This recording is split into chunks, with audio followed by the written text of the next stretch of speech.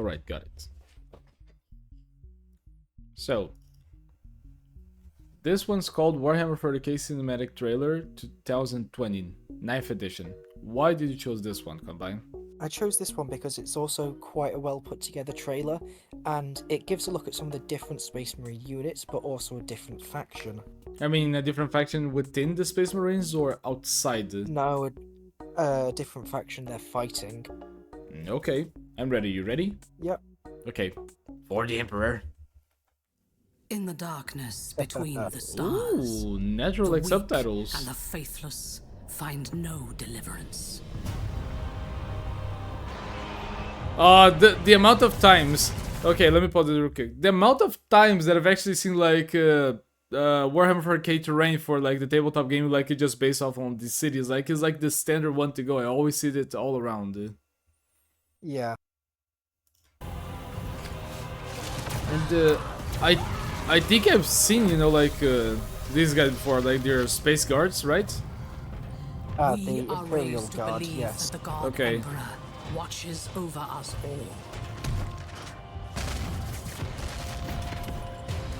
And so we are charged to cleanse the mutant, the heretic, the alien. We must not falter. We are his sword. We are his wrath.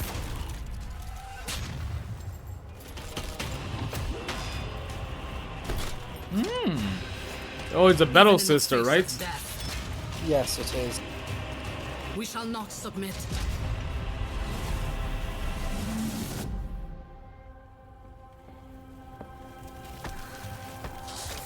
Ugh. Suffering is our prayer. Faith is our armor.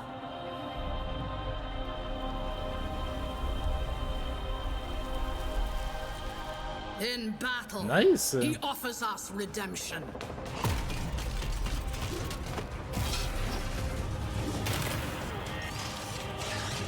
And for those who prove worthy, the Emperor sends forth his angels.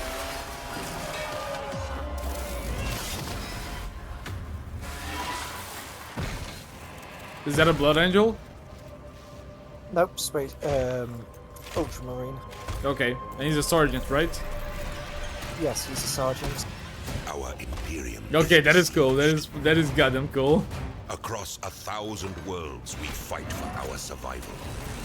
Ah, hell no! I would not dare to fight like so many little bugs like that. Our forces are few. Our enemies many. There is no respite. There is no mercy. And in our darkest hour, a spiteful universe awakens forgotten evils to break us.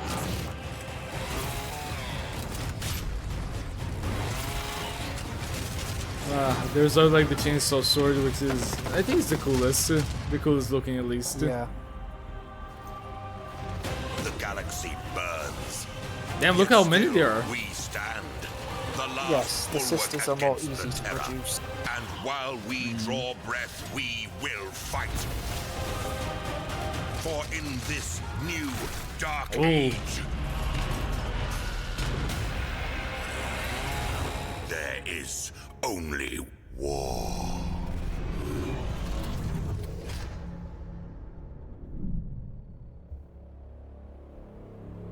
Alright, so what do you have to tell me about this raid? Because I think that this one was way more on the nose, you know, with things that were to shown. But what do you have to tell me about it?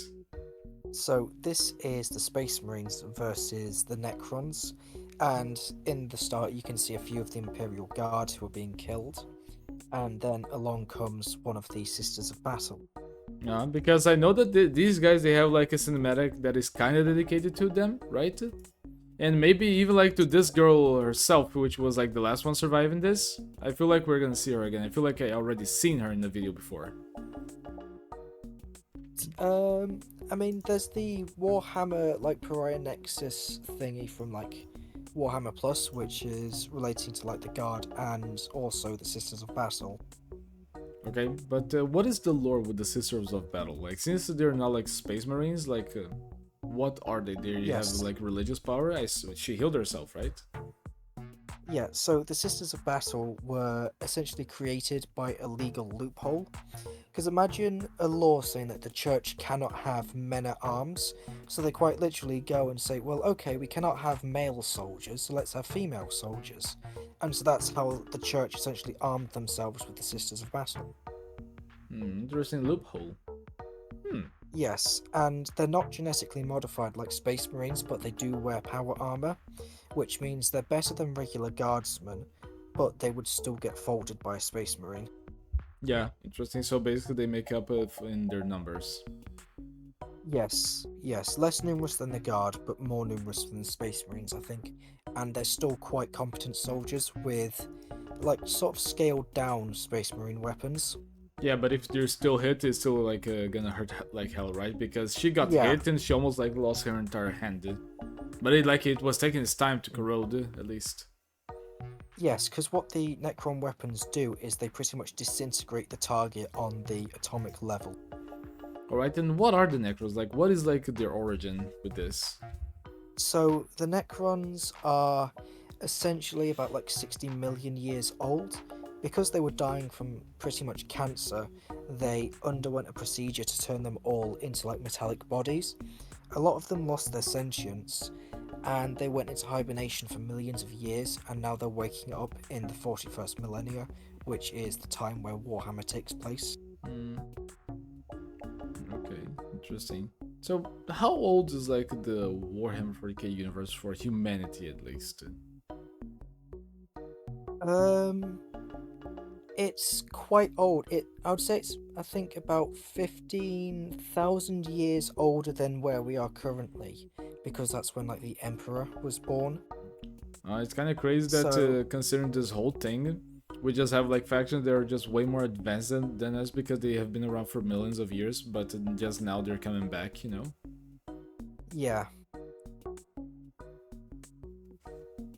But the thing with the Necrons is 60 million years is a long time, and so a lot of their forces were just destroyed.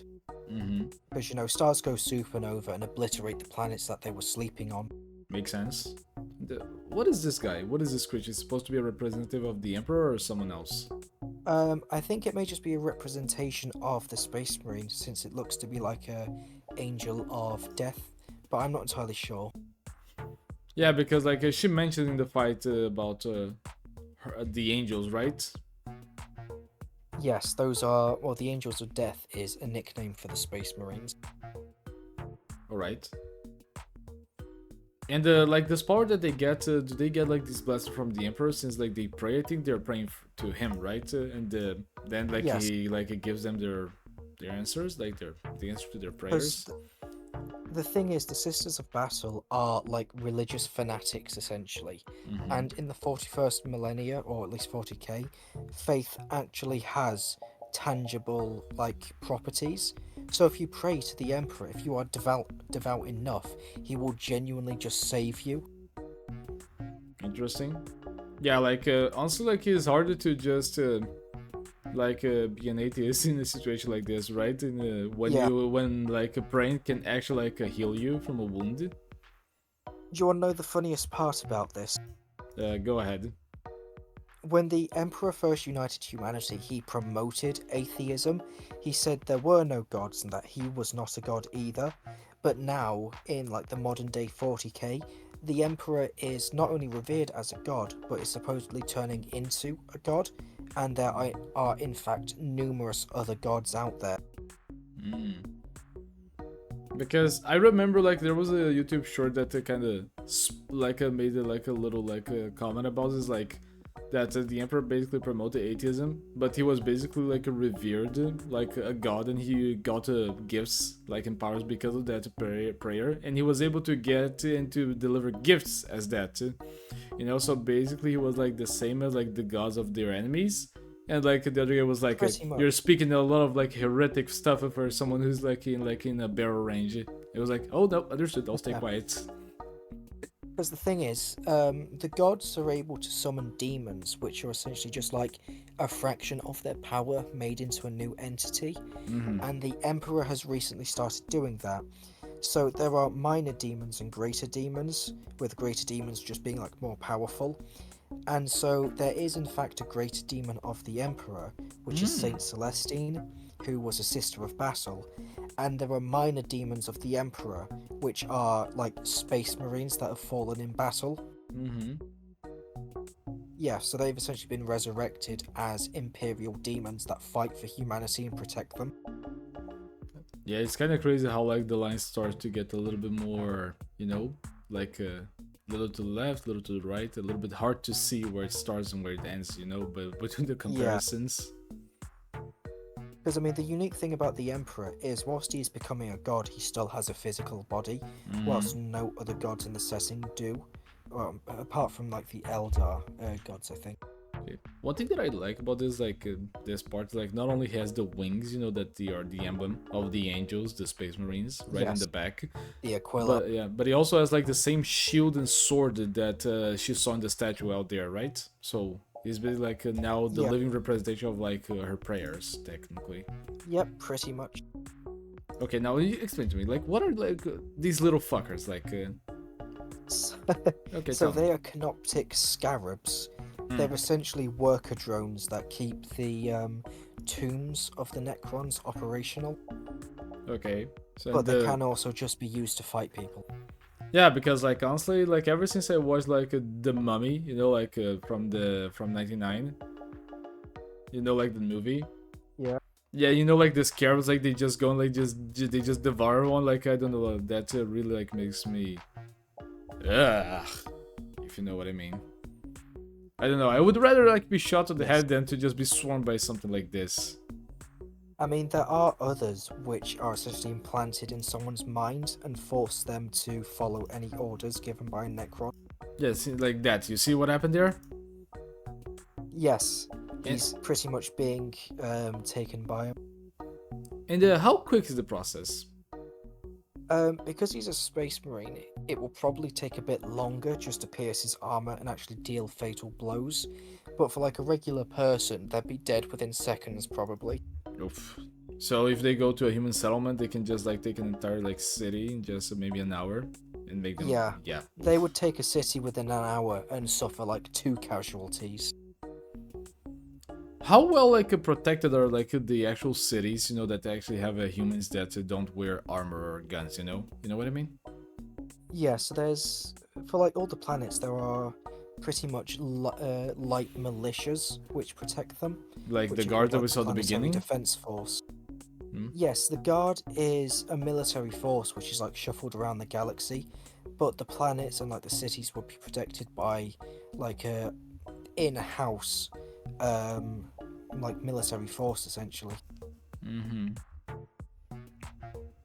And when did the battle systems actually came to be, you know? I think it was a few thousand years after the Emperor died. And like how like in our history, like in the real world, like when were they introduced to? The Basil sisters. Yeah. Oh god, I think they date back to maybe the 1990s. Interesting, because then they are a very old faction, the Warhammer 40k. You know, imagine they would be a little bit more recent. Yeah, they're quite old, because I know John Blanche, one of like the original artists for Warhammer, did a few pieces with them in, but it's like in the more recent years where they've become like a fully fleshed out faction, I think. Yeah, I can see that.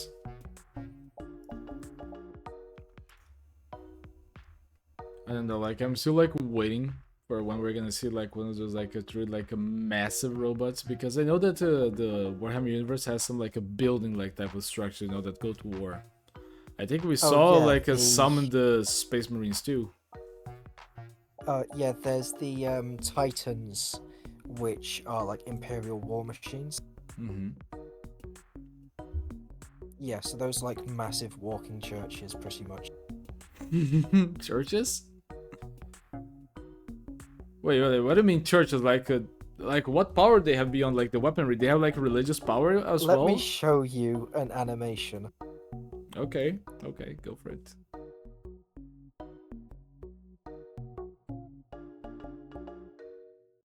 Have you considered becoming a patron or a member of the channel? Links down below.